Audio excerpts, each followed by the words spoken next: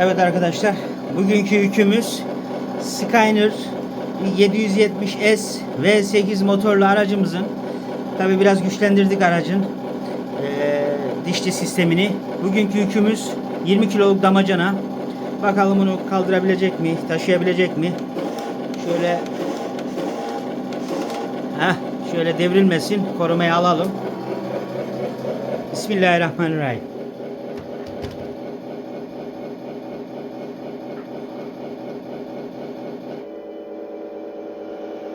Evet.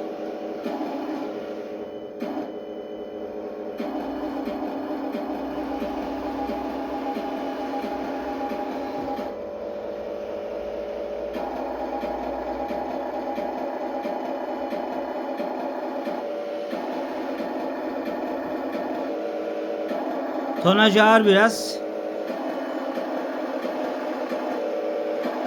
Ağır viteste gidiyoruz şu anda. Evet, hedefe varıldı. Şöyle bir selamlama yapalım.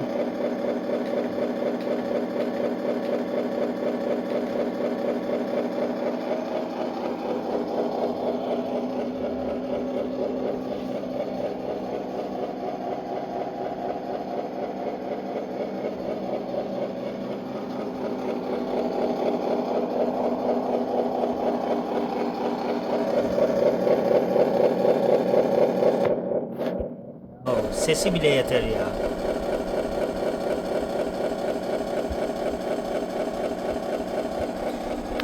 Şöyle dorseyi çıkartacağız. Yükümüzü ayaklara alalım.